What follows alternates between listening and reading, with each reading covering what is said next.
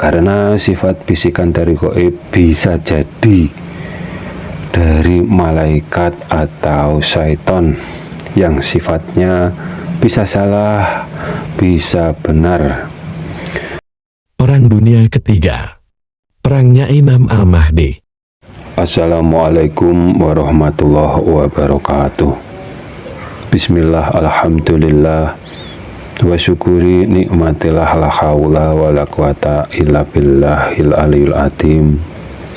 Mungkin dan kemungkinan perang Imam Al-Mahdi dengan kaum jahiliyah akhir zaman.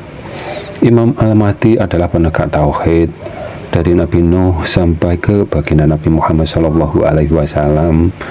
Juga disebut Imam Al-Mahdi. Bedanya dengan Imam Al-Mahdi yang akan datang cuma menegakkan tauhid saja, dalam kurung tidak membawa syariat baru. Dan syariat yang dilakukan Nabi sebelum baginda Nabi Muhammad SAW tidak boleh dihukumi sesat, karena semua Nabi itu utusannya Allah Subhanahu wa Ta'ala.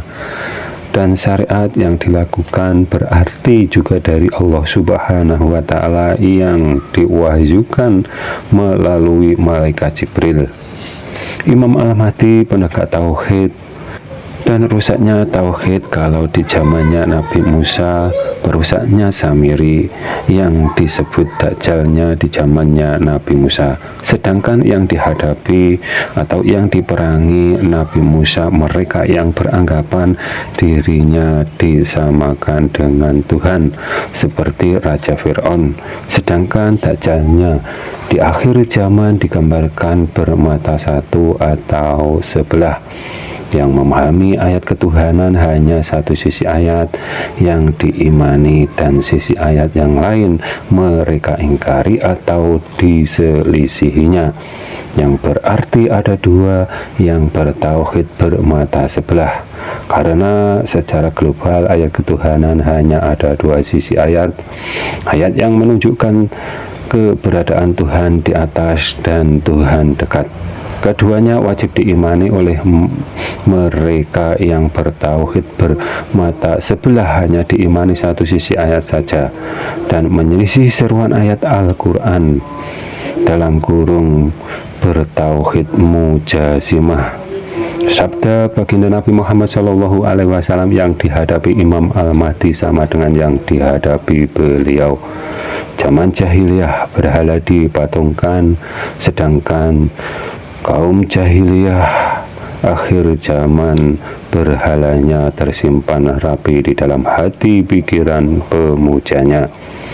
Senjata Imam Al-Mahdi adalah pedang, itu cuma kiasan.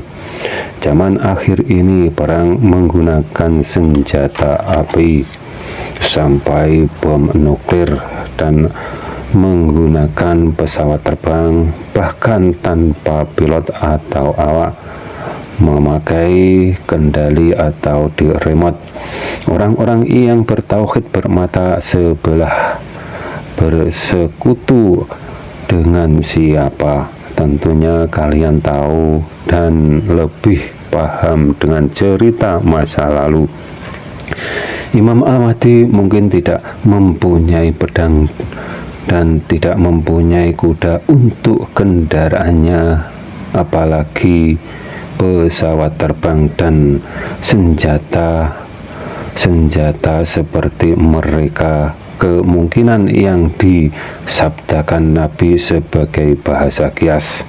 Semua yang kami ceritakan ini hanya mungkin dan kemungkinan, karena sifat bisikan dari gaib bisa jadi dari malaikat atau syaiton yang sifatnya bisa salah, bisa benar. Bila tidak salah pasti benar, kalau tidak benar pasti salah. Apabila ada kata yang salah kami mohon maaf.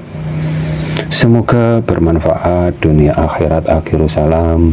Wassalamualaikum warahmatullahi wabarakatuh.